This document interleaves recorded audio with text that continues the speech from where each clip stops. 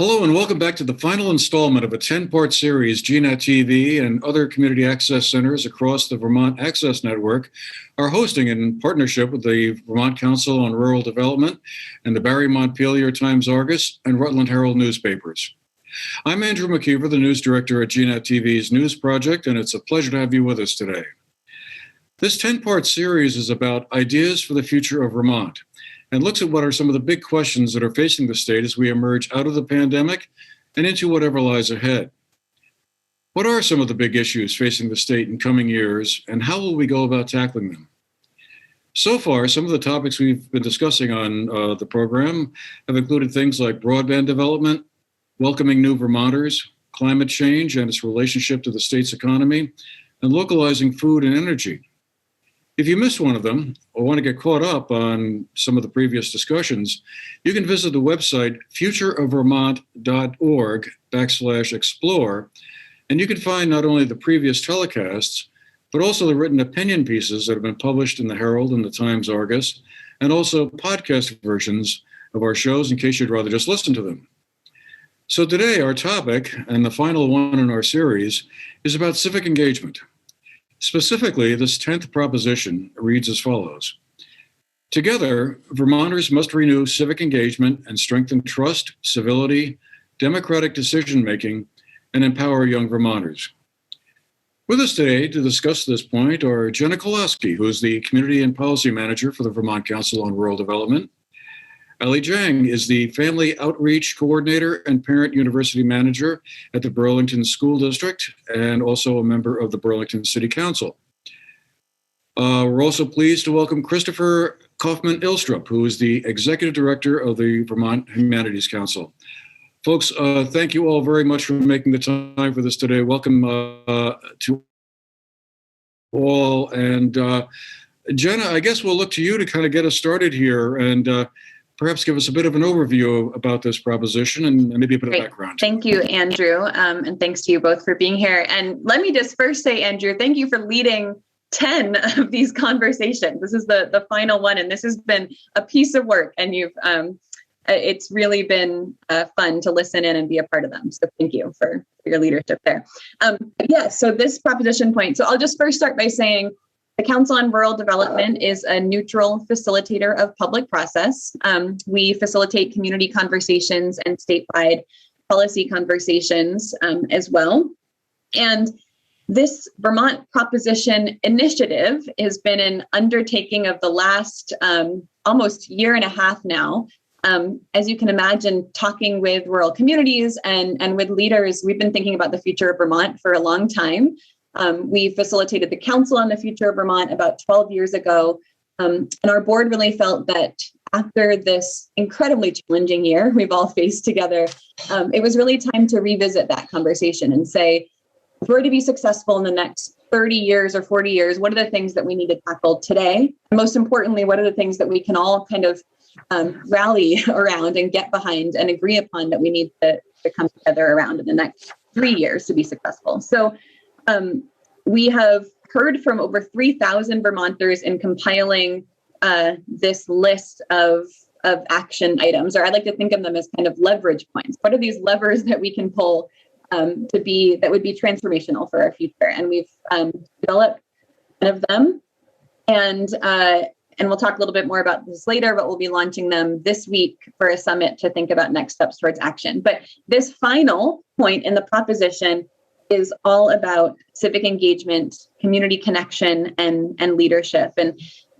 the reason that this ended up on the list is that you can imagine over the years, time and time again, as we're talking to communities, as we're talking to Vermonters about what they value, their connection to their community, their connection to their neighbors, the way that Vermonters support each other, the way that we our independence, our self-governance, our local leadership, those are all things that people really value. But we've also heard a lot of concerns about divisions that we face in Vermont, income divisions, the kind of two Vermonts term that you often hear, the impacts that social media have had on our ability to connect and come together and agree. And, you know, when we see that kind of national tension and distress and how that and distrust, and how that's kind of trickling down to Vermont. There are a lot of concerns around that. So this proposition says if we are going to be a strong state and a state of strong communities in the future, that it's really going to depend on the kind of commitment and collective action of citizens coming together in our communities, regionally and at the state level. But it really points to the fact that this can't just be kind of a passive endeavor. It's about saying we need to actively work to foster trust and connection, to bring people together and try to bridge some of these divides.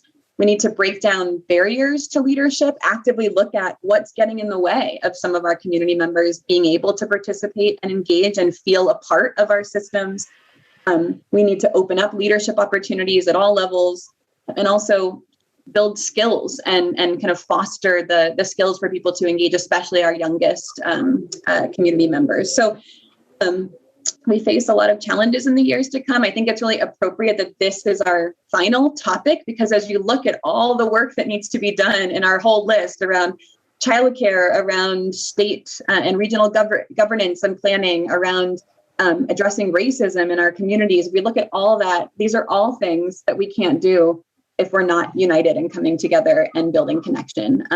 So that's really the fundamentals behind this piece. And I look forward to thinking more about strategy and how we can actually get to work on some of those things. All right. Well, thank you, Jenna.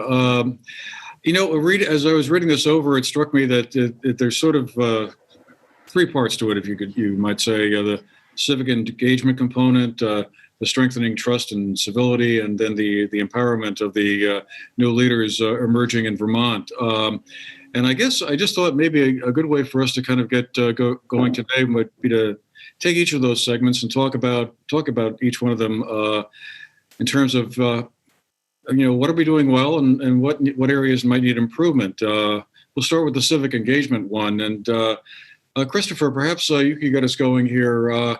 As you think about civic engagement in Vermont at the moment, what strikes you as being something that's going pretty well? I mean, this is obviously a national question, maybe an international one as well.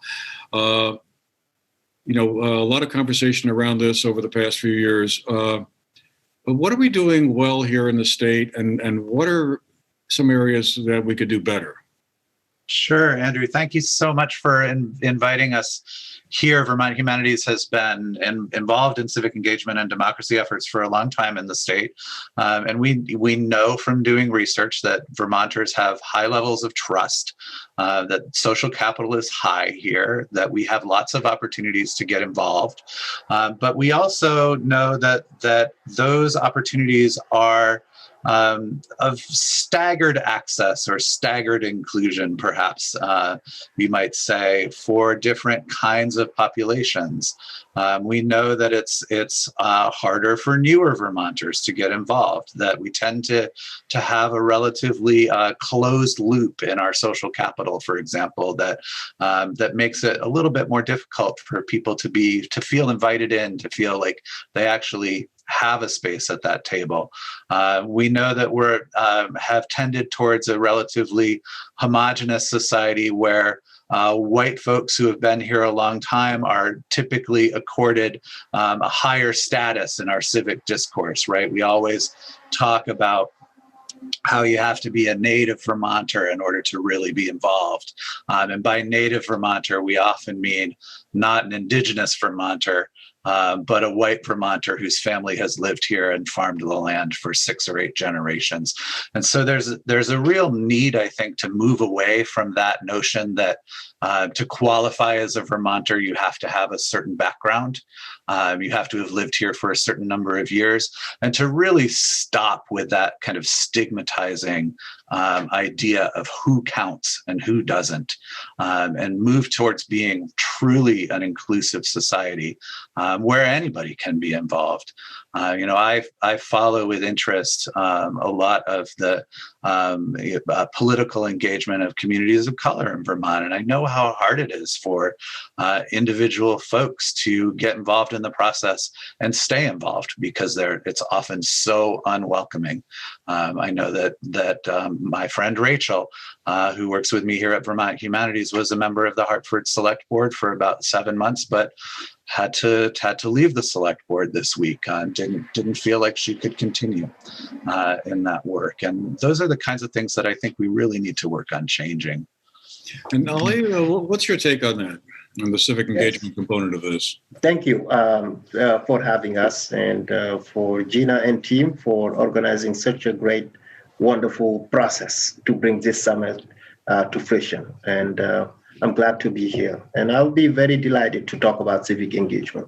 And as you can see, you can hear from my accent, I am not originally from here. Came here 14 years ago. And now a city councillor representing one of the most conservative wards in the city of Burlington. And as part of my work also as someone who is, created the Parent University program, which is an educational program for parents of students in the Burlington School District. And it's all geared toward engaging families, and especially the most vulnerable ones, to be involved in their children's education. And civic engagement in the state of Vermont, I think we have seen a couple of great, wonderful practices. One of them is specific to the state, with the creation of the Racial Equity, Inclusion, and Belonging, office, and also making now voting accessible to everyone. So there are opportunities here that we need to harness. But I do believe that in the municipality levels, we need to put more emphasis in terms of engaging people by giving them access to education, by giving them access to information. I think the state is leading around the language access plan. The city of Burlington also has done substantial amount of work to see that through, but it's not sufficient to that. To me, we have to make sure that, the leadership position in the state reflect the diversity that exists in this great state, right? We also want to make sure that, people from all backgrounds, also from all ages, are also included in decision-making processes by allowing opportunities for people to serve on boards and commissions, right? And to do that and to get there, we need focus. We also need intentional, focus in order to see fruition around it. And I think as a state, we can lead the nation because of our,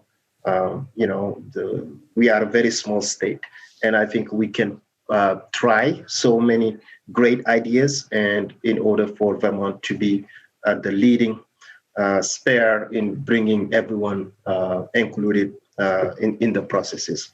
Yes. All right. Well, let's move on to the second part of it then, the strengthening trust and civility, which again, wow, is an echo of a national question that's been a controversial subject for a while. Strengthening trust and civility. How do we go about doing that, do you think, Christopher? What's the first step here that needs to happen to kind of give that a boost? Well, I would hope that we're doing a little bit better than the national averages might say around trust and civility here in Vermont. But I do think that there's still a lot of work to do, and especially coming out of the pandemic, reducing isolation, getting people off of their phones, off of Facebook, off of Twitter, interacting with each other is going to be really deeply important. One of the things that we do here at Vermont Humanities is we support community engagement projects across the state. I think we need to do a lot more of that work, and it can be done through multiple modalities, right? It doesn't have to be just about getting more people onto boards and commissions. It can be engaging people in community and public art projects, for example, or community reads programs, which is something that we do here. It can be encouraging more young people to be involved in decision-making processes that affect their lives, whether it's through the school board or through youth advisory committees in their towns. There's lots of different opportunities to be building trust, but we have to create that open space, right, where people of differing opinions can come together, really share those opinions and not feel like they're about to be attacked. We need to build that skill set around courageous conversations and brave conversations. I know that Catamount Arts up in the Northeast Kingdom recently ran a 4-part series on holding courageous conversations, and they had hundreds of people participate. We need a lot more of that, really acknowledging that it's hard in the world of Fox News to hold courageous conversations, but we can lead the way. I think, around the nation, what is happening elsewhere is a little bit different about what's happening here in the state of Vermont. I mean, I do believe that something that we need to celebrate is elected officials in the state are very accessible to the population. But while we're doing very well in that area, there is this social media can be also beneficial and also can be crucial in terms of sharing critical information. But I think most of the time we have to pay a particular attention to how do we use social media very well. Is it participating in the betterness of our state or not? I think civility and trust, we have to do it by making sure that we all step up. When we see things, people being attacked on social media, we have to step up and just say it is over. The more that elected leaders can remind the constituency that while we disagree, we should also stay civil. We can strengthen trust and lead by example for the future of this state. And this is a responsibility of all Vermonters, to not bring negativity into our discourse, but rather to make sure that all voices are being heard and respected. This is a meaningful participation in our democracy, right? So that's what I definitely think. This question around civility and civic discourse has been one that's been intriguing to me for a while. I've been thinking a lot about it over the past couple of years. And I find it interesting that it's very hard to get groups of people who have opposing views on whatever the subject is to be able to sit down and kind of talk to each other in a way that respects the other side's point of view, but also attempts to see it from their point of view and then persuade in a civil way that, well, have you ever thought about it like this? That doesn't seem to be something that's very easy to have happen. I don't know, Christopher at the Humanities Council, I imagine this must be something you folks are involved with a lot, with having watched several of your programs this way. We think about this all the time, and we get feedback from people all the time, right? As we produce our first Wednesday's lectures in Manchester and around the state, we're always trying to pick topics that are provocative, that where communities can really dig into a particular issue and really think about it. Hopefully it'd come out of it with a new perspective or a different perspective. Vermont Reads is the same, right? This week we have Angie Thomas coming to Vermont virtually. She's the author of our Vermont Reads book, The Hate You Give, which is a fictionalized account of the Black Lives Matter movement. And we've certainly received a number of kind of, I would say, Fox News inspired emails about why we would bring Angie Thomas to Vermont and how people feel about the Black Lives Matter movement. But, it's our hope that folks are going to come into a conversation like that and they're really going to learn to think outside of what they may have heard in national news media and come to their own conclusions about how Black Lives Matter, both nationally and here in this state. And we hope that Angie's conversation will help people to really learn and think differently.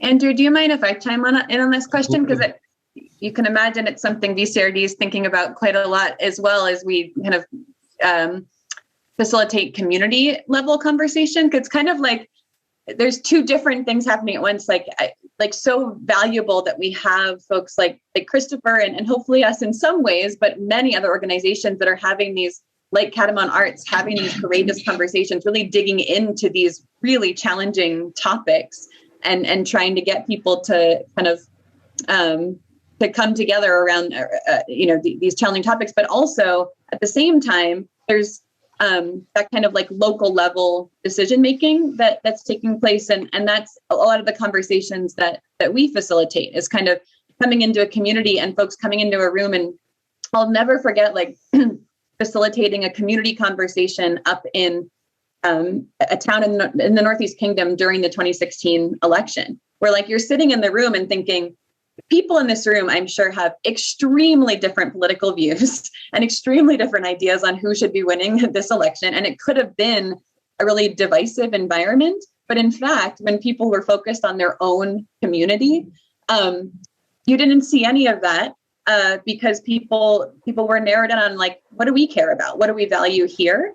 And people came around. It's like when you have that collective wisdom in the room of people thinking about the future of their own town, it's pretty incredible. It's inspiring to me every time how people are able to come together. And so I really think, and having said that, I also know that not everyone feels comfortable in those spaces and in those rooms. And so it's kind of also looking at like, how are we, even at the smallest, like municipal and local levels, creating space for that kind of local dialogue. You know, we facilitate a process that does some of that. Other organizations facilitate that, but communities also need the tools to do it on their own. That our local select boards could use some support, probably thinking about how to run a meeting where people are feeling like they can contribute meaningfully, and even if they don't agree, it can be managed in a way that's civil and that their voice has been heard. And so we're thinking a lot about like how to make sure that local leaders at that level have the tools they need to support those spaces, and also are looking at how to open up representation in their leadership as well. And some communities are doing it right now and working on these kinds of things and realizing, we're working, the city of Winooski is working through the Working Communities Challenge to really look at like, how do we adjust our city policies and practices so that the folks that we represent in our city are actually represented in their government? And it's hard work and it's work that, and it's critical, and it's interesting to see the municipality really focusing in on that, and other smaller towns are as well.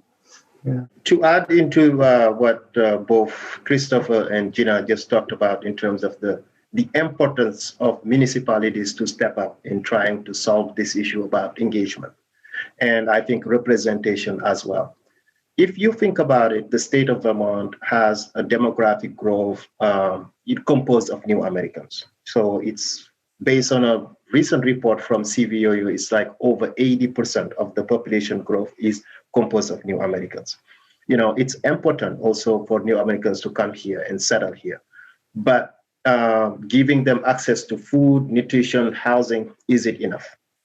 I think it's a big question that we all need to start to think about, But I think the next step that we need to do, just like Winooski, is to make sure that we have those populations represented in our boards and commissions. The table, it's not about inviting people at the table, but the table itself need to be reconstructed with the newcomers in order we have strong representation.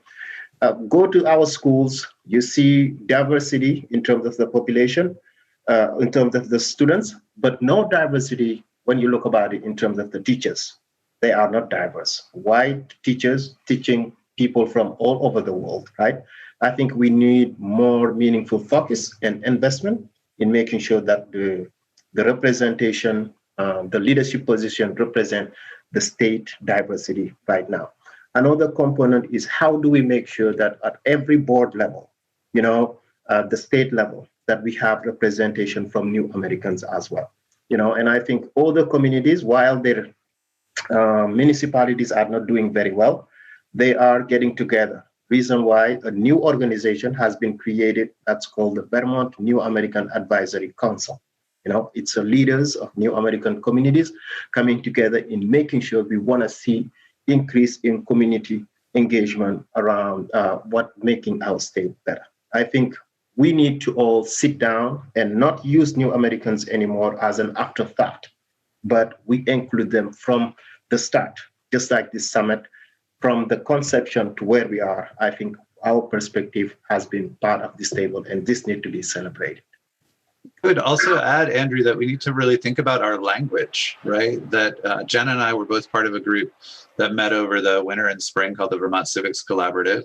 And right up front, we had a really interesting educational moment that the language that we use as white folks in Vermont does not always resonate or have meaning with either new Americans or just Vermonters of color generally. That when we talk about respect for our Constitution, we don't always recognize that the Constitution means different things to different groups of people, and that for some groups of people, the Constitution has been used as a means to exclude them from being engaged in their community rather than to bring them in. And I think we have to have those difficult conversations about the language that we use, how we reconstruct that table that Ali's talking about. Does the table even stay in the same room? Or does the table need to be in somebody else's neighborhood to include new Americans and others who have been traditionally excluded? And I think that's one, actually, I was reflecting on some of the things we've learned about community engagement in the last year, having to do it virtually. And I actually think, like, in terms of our community processes, I think we've actually learned some really important lessons that will carry over even when we're in person, because actually engaging virtually allowed us to connect in a deeper way with different. Oftentimes in the past, you hold one big community meeting and you do everything you can to get people there. You can offer transportation, you can offer childcare, you can look at different times of the day. Like, there's all kinds of things that we should be doing to adjust for, bringing people together. But the reality is, and I shouldn't stereotype, but often on the kind of like different ends of the political spectrum, both ends of maybe the political spectrum, there are people who do not feel that they're part of the process. And then certainly people who have been entirely left out of the conversation. And so we've kind of learned some lessons. We've had the opportunity, because we're not driving 2 hours both ways, to hold some like smaller group, like focus group conversations, that where somebody may not come to a meeting, but if you have a group of, business owners in the community, or a group of lower income, community members, or a group of community members of color, or whatever the grouping might be, that we've been able to engage people actually in a much deeper way. And I think that will continue on, because I love, Christopher, that way you described that maybe the table needs to move, right? Like, we need to go to meet people where they are in these conversations. And I think we've all learned a lot of lessons over the last year around ways that we can be a little more creative in the way we're doing it. And it's quite possible that some of us need to actually step away from the table, right? And make space. Yeah. Especially for people who've never felt welcome at that table before. I've spent a lot of time, both over this last year, but also in previous parts of my life, working with LGBT youth, lesbian, gay, bisexual, transgender, and queer youth, and getting young people to feel safe enough to speak up in an environment that is dominated by straight white people is really, really, really hard. But there are ways to make sure that LGBTQ youth are heard and supported. And we need to support those ways. And if some of that means stepping back and taking ourselves out of the conversation, then that's what we need to do. Here in Vermont, so I think it was you, Ali, who said we're a small state. One of the things that we like to pride ourselves on is that you can pick up the phone and call your state representative or a state senator or somebody and actually get an answer. Somebody will pick up the phone on the other end.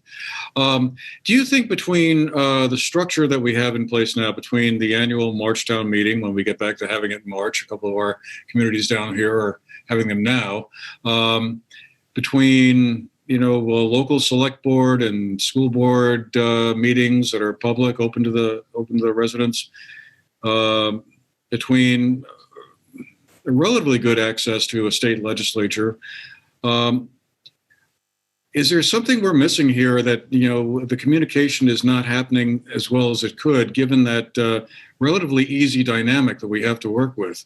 Do you feel that people who feel marginalized aren't feeling comfortable, let's say, writing letters to the editor of the local paper or posting something on social media that might be a little on the controversial side? And and because they're afraid that there'll be sort of a hostile reaction, or they feel like even despite the fact that we have things like a March town meeting and relatively good access to lawmakers, it's still too challenging to kind of get their opinion out there in a way that they feel that they're being heard.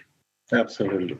Yes. And I give you one concrete example is during the governor's, debrief around the response to coronavirus. I think we see one concrete example of what civic engagement or participation should look like: access to information. You see someone who speaks sign language, right? And he's doing it beautifully, right? But how about other people who speak different languages other than English? Are they having the same access of the information the governor is providing, right? I think we could have done better in that area.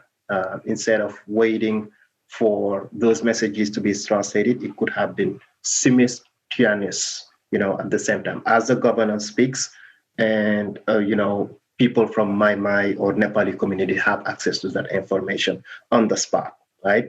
While we also should celebrate that on town meeting day, people show up. And now I think Vermont has provided a second level of participation, which is this mailing ballots. It goes to all homes now.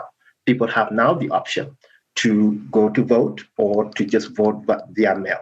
It should be also celebrated, right? We also, like you said, have great access to our legislators, to our elected officials. But the issue here comes down from my perspective around language access. The state of Vermont needs to do a much better job, just like the small municipalities such as Burlington is trying to do. Language access is key in making sure that people love the state and also want to stay in the state. When I go to national conferences to present about family and community engagement, I always try to sell Vermont that here we are beautiful. Our environment is beautiful. We care deeply about community. We care deeply about nature, right? But at the same time, people will have questions about how do you make sure that people that you serve have access to life-saving information. And I think, since 2017, I see that the city of Burlington is doing a little bit better. But now I don't know about rural Vermont. And when I say rural Vermont, I'm talking about people who are rich, and it is shared that many people who live in rural Vermont are poor. I don't know if they definitely have access to those information. But I think whatever we do, we should make sure as a priority that everyone have access to the information coming from their local government or their state government. It will be key as we move forward. Can I add to that I think I agree with everything you said, and I think we need to be strongly encouraging reputable journalism in the state of Vermont, right? Like what Andrew is doing at GNAT, what Digger is doing, and the Rutland Herald Times Argus, and many of the local community papers like the Heinsberg Record and the South Burlington Other paper. It is so important that we support those journalistic entities to provide that good and accurate information so that people don't have to rely on the disinformation that comes out from a lot of the national news sources. That, anything that we can do, and we do journalism projects here at Vermont Humanities all the time, anything we can do to support young journalism students and the local papers is going to help. We can't lose that coverage of local issues. We can't. I think all of that you both were just saying is so important. I just want to also add to because I think, Andrew, what you described those are all things that are so great about Vermont, that we have that kind of access, that we have town meeting to start with. Those are all wonderful things, but sometimes just availability isn't quite enough for people to really feel engaged and connected, if that makes sense. If I'm a young person that's new to a small rural town and yes, the select board streaming their meetings, is that really going to feel like enough to make me feel like I want to jump in and get engaged and connect? Probably not. And unfortunately, because people always come to us asking what's the what's the key to inviting people and getting people to turn out, and what's like the silver bullet to engagement? And the challenge is there isn't one, and it's all about time and capacity and putting in the work. Because oftentimes the most effective way to get somebody engaged is to call them up and say, I really value, the knowledge that you bring to this community, and I'd love for you to join this board or be on, help us think about this issue or whatever. And so it does, fortunate in the sense that it builds connection, but unfortunately it takes time and energy to do that kind of meaningful engagement that just takes it a step beyond like, well, we're streaming our meetings. Like I just think only so many people are going to attend a live stream select board meeting. Indeed. Let me just pivot here for a moment. All the things that you've all been talking about are really fascinating, and I want to leave some time for us to discuss them further. But I just wanted to kind of get in some time here to talk about this last part about empowering young Vermonters and new leaders. And Jenna, as a young Vermonter and a new leader, I'm going to throw this one to you first. What do you think we should be doing to make that process go faster? I mean, do younger folks feel like, I'm not ready for this, or I'm not interested, or whatever, or they don't want me anyway, or is simply a case like, well, typically when you're growing up, you're building a career, you're starting a family, you got a lot of things going on. Maybe being on your town select board isn't the top priority. It is for some, obviously, but as a whole, a lot of other things going on. So I'm going to turn it over to you and just let you tell me what you think we need to do to empower younger Vermonters more effectively. Yeah, I mean, I'm happy to share some reflections. I will say, I don't know, I don't consider myself youth anymore, which is honestly where I think it starts. I think, so let me start with the kind of younger families and Vermonters. Every community that we talk to right now, and in the last 5-10 years, that's front and center, right? How do we attract and retain young people to our community? How do we keep them here? How do we get them excited about our town? And the challenge with that is, like, again, there's no silver bullet, right? Like, families, young people are attracted to communities for all kinds of different reasons. And oftentimes it's many reasons, right? And it's kind of a question about community vibrancy generally. But all of the things we're talking about, I think, are things that will attract and retain youth to our communities, building more community connection and engagement. And that doesn't always mean joining a select board, right? It might mean like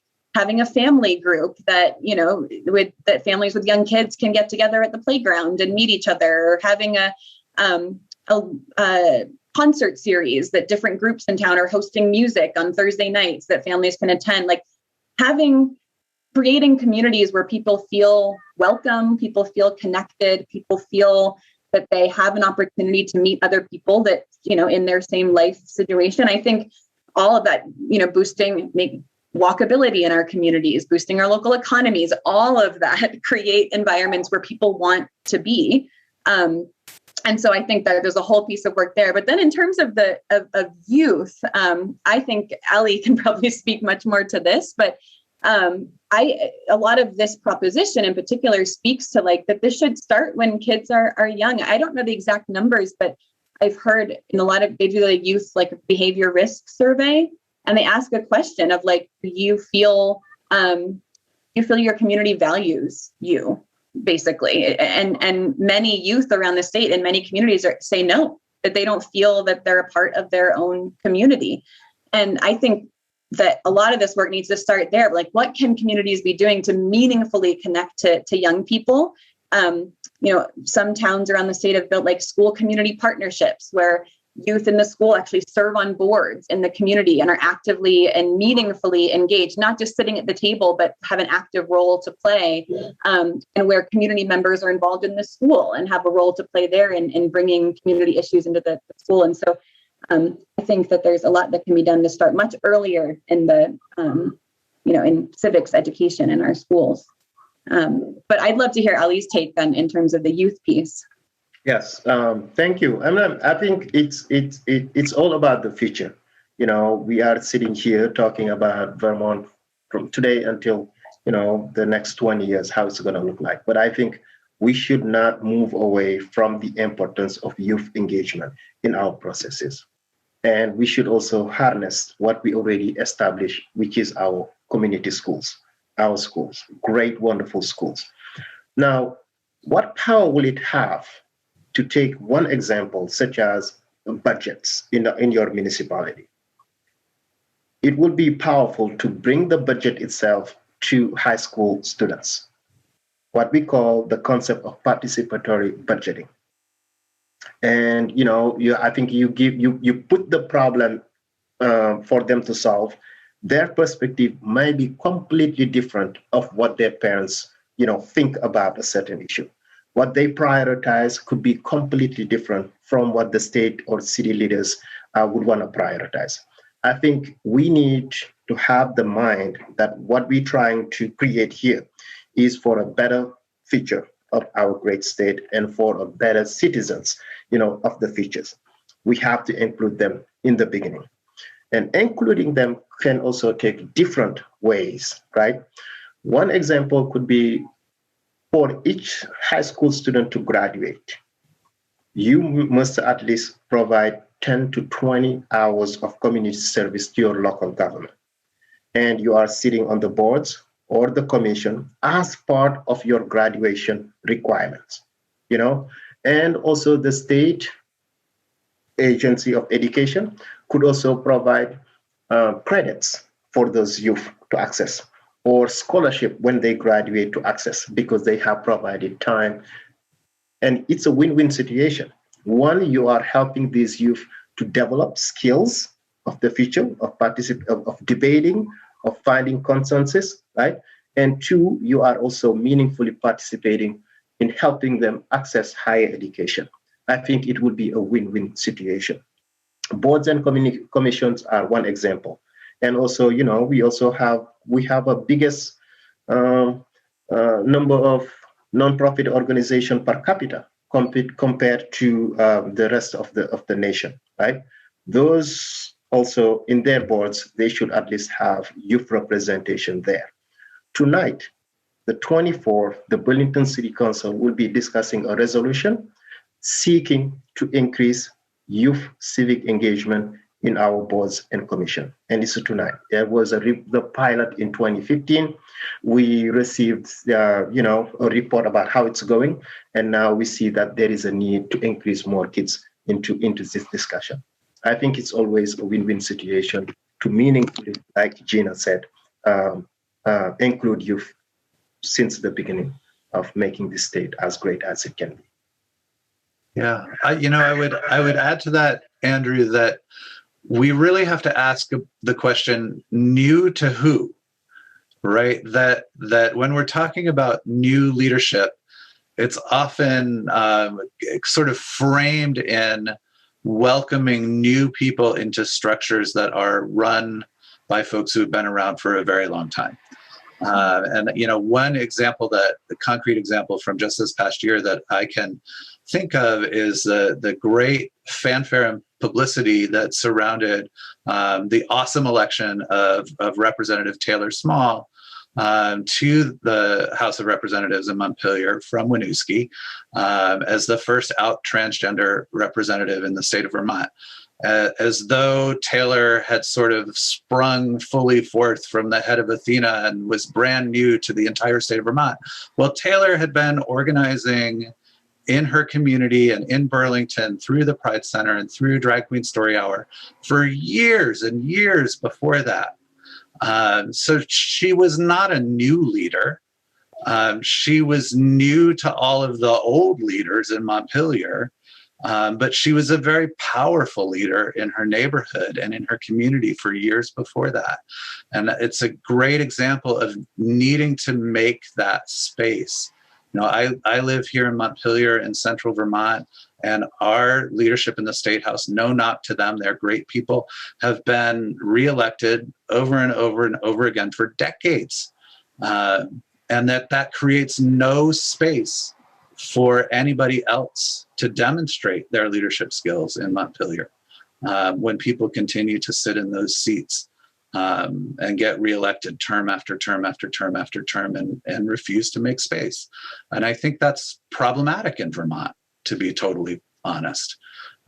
We have to recognize that leaders come in all shapes and sizes and forms, that they're organizing in their communities like Taylor every day, and that if we truly want to make change in Vermont, we need to make that space for them to take the next step, and move on to the next position and grow their leadership skills even more.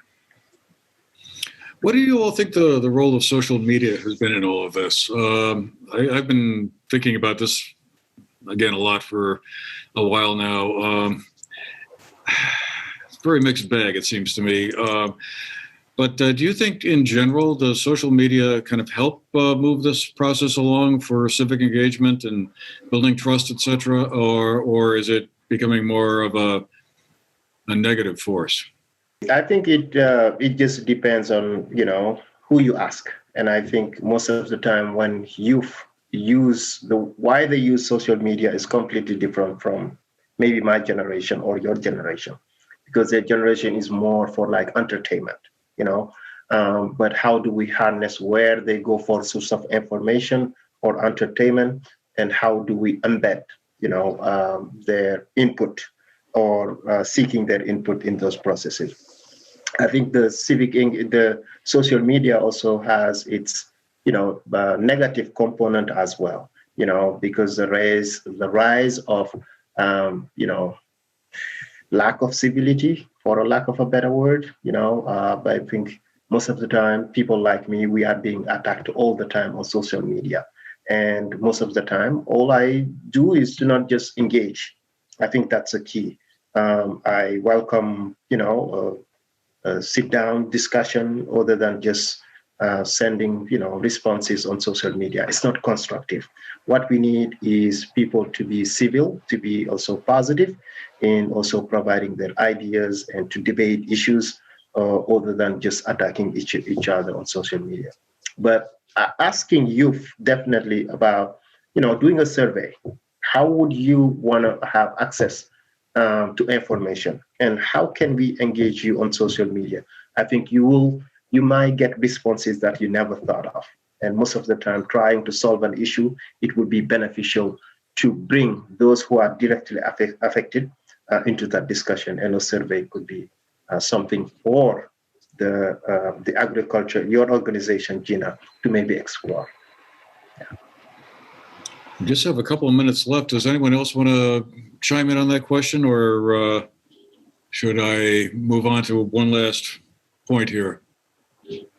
I might just really quickly chime in to say that I think at the local level, there's some real opportunity, and Vermont we've been a model for hyper-local social media with Front Porch Forum, right? Like the ability for our communities to connect so directly. On the other hand, I've also seen local community forums that are not quite as Front Porch Forum is cultivated, right? They do foster a positive environment there. They have certain rules that must be followed that are not followed, right, on broader social media networks. And I've seen some pretty toxic local boards and networks as well. But I think for the most part, at the local level, as Ali's describing, if those tools are being used as a tool to be more open, to reach a broader audience, to bring more people into the conversation, I think there are some real opportunities there, like we've seen with Front Porch Forum and what that's done to help our communities connect and help, foster local commerce as well. But again, we need to be really careful with the direction that some of those forums can take, where people go on the attack as opposed to have civil conversations. I will say that when a lot of the state newspapers turned off their comment section, it became a much different conversation, right? To not have to wade through so much hatefulness in the Digger comments and the 7 days and so on. Yeah. So, yeah, like I said, we just had a couple minutes left, and I just wanted to kind of ask, well, I'm going to start with you, Ali, on this one. What special challenges do you think, I think you've already talked to this point a little bit, but I wanted to give you a chance to speak maybe a little bit further on it, as well as the rest of you, what special challenges confront new Vermonters and BIPOC Vermonters in this area? I mean, is it just a case where there's a certain feeling of, well, we're just not part of the mix here, and we're not being invited to the party? Do you think that's what's going on, or is it just a case of, a certain amount of time needs to go by before people feel comfortable of engaging more civically than they may have been? Yes. I mean, I think up it a little bit, and so that's why I wanted to kind of bring that in. Yeah, couple of things. I think one, it all comes back to your state, the state of your economy, of the income that you make. Do I definitely have time to be engaged? I think it also will be very valuable in order for people to receive the information that are necessary on their own language. And we have to invest into this, making sure that the language access plan is developed for all municipalities, also have professionals, community trusted voices that can do the outreach in engaging people about what they think about all the issues, right? And also, we also need to support organizations such as the Vermont New American Advisory Council, working to seek civic engagement among the new Americans. I think, financial support to those organizations is also key. But the biggest problem that I have encountered, reason why I created Parent University, we have so many gaps. And the biggest gap is to have access to information. And the state is also bringing so many new Americans here. I think it will be valuable to also support their learning, give them opportunities to learn and understand what the state is about, and also give them opportunities for them to explore in becoming economically sufficient. I think, that both there is a problem, and these are the solution, and also the way to solve it is invest and also to focus. Yeah. And Christopher, would you like to speak to that just for a moment or two, or? Yeah, I think the point that Ali makes about language is one that goes beyond new Americans, right? That the way that we talk in Vermont boards and commissions is a special language. The way that we talk in government is a language that is not necessarily accessible to many people in the state of Vermont. And whether you're coming as an immigrant or whether you're just coming with a different cultural sensibility, like the queer youth that I was talking about earlier, they need support. We need to support all of the different cultures in Vermont in hearing about how to get involved from our own cultural perspective, from our own cultural viewpoint. And that changes from community to community. And I think we have to learn to be more fluent with each other in cross-cultural communication, whether that's dairy farmers talking to queer youth or new Americans talking to conservative Republicans that are anti-immigration. We need to become more fluent in talking cross-culturally. And I just can't stress enough. I love that Ali mentioned those community organizations. Like, as a community convener, we know that I don't have all the answers and how to engage all the different in all those different languages, right, that you're trying to speak to bring people into the fold. And I rely heavily on organizations that already have the trust and connection in their own communities, that are willing to be involved, or in some cases investing in supporting them in doing this work to help you reach out to people in their community. And that's just become so critical to us in our work. And that's not that means, new American communities, but it also means, when you're working in a rural community and trying to reach those dairy farmers and more conservative folks that aren't going to show up to a meeting about the future of their town, but they have incredible wisdom on what this, on what their community could be and the value that they see for the future. And so connecting to those folks can really, that have the trust in the community and can be a bridge for you has been incredible. And Vermont Center for Independent Living and looking at the accessibility of our meetings and how people can participate if they aren't able to participate the way that we've already, laid it out. And so incredibly value to support organizations that do that work.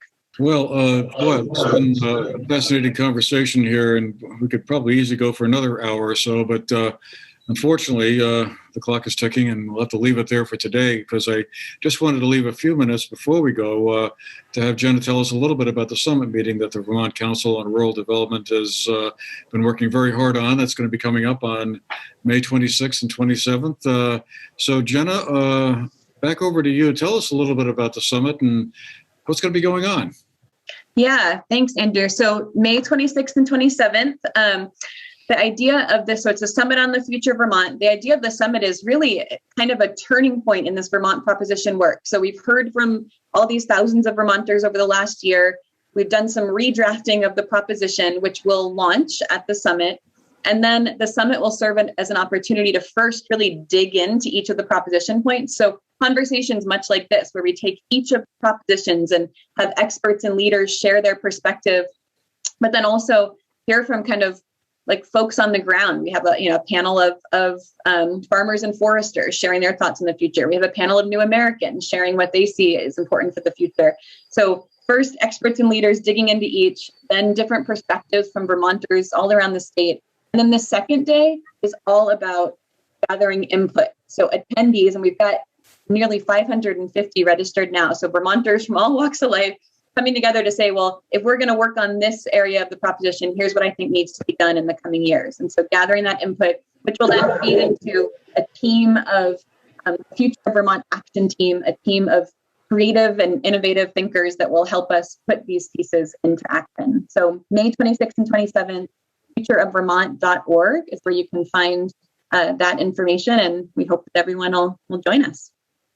And the registration is still open for that. Or just have to go It's open, open right up until the 26th. For there. All right. Well, I'll be listening in. Well, again, boy, I wish we had another hour to keep this conversation going, but we're going to have to leave it there for now. But just wanted to thank Jenna Koloski of the Vermont Council on Rural Development, Dieng, the Family Outreach Coordinator and Parent University Manager at the Burlington School District, and Christopher Kaufman Ilstrup, the Executive Director of the Vermont Humanities Council, for being with us today to share their thinking on this proposition. Certainly an interesting and important one for our state, and one we'll be hearing more about in the future, I'm sure. So that will do it for the 10 programs that we've been hosting so far on the 10 propositions. Hope you've all found this program, as well as the 9 that came before it, interesting and thought-provoking. And again, if time permits, you should get registered for that summit meeting coming up later this week. Okay, thank you again all for being with us today to discuss. Thank all of you viewers for listening in. And well, in the past I've said we'll see you again the next time, but I guess I can't do that this time around. But anyway, thanks for being with us. Thank you for having us. And again. Thank you. Thanks so much, Andrew. All right. See you at the summit.